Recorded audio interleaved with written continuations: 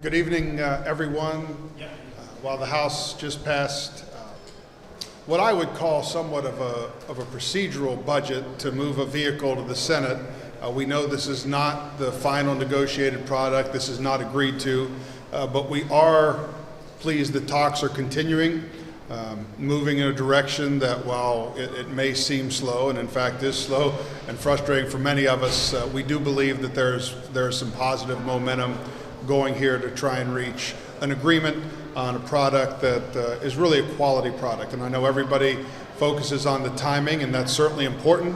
But what's more important is we have a quality budget that is sustainable, not just this year, but years into the future, and sets Pennsylvania on a good course for economic growth and the potential to continue to grow our economy years into the future. So with that, I'll take any questions. There's been a lot of talk about positive momentum, but not a whole lot of insight into what that actually means. Can you shed some light on what those positive? That's probably why it's been positive. At the end of the day, these are delicate negotiations, and I think the idea that you're continuing to see the talks occurring is the positive sign that you can take from this week.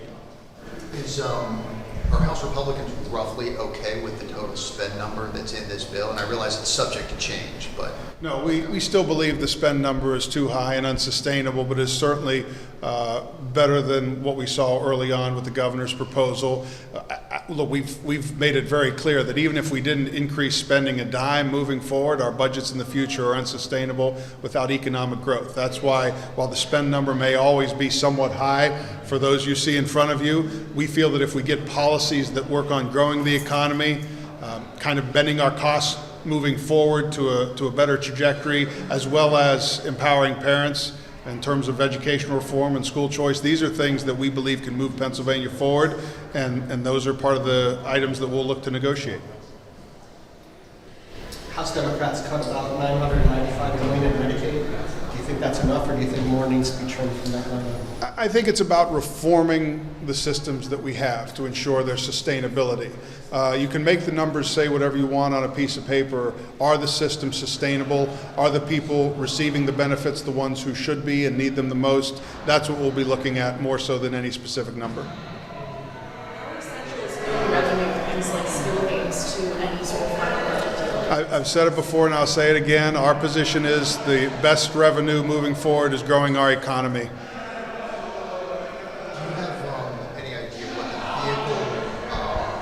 So to speak, is for like reducing the Medicaid spend, or things that are being talked about to go in place? No, I mean, I think when I call this a vehicle, I think this is a step to move the process forward.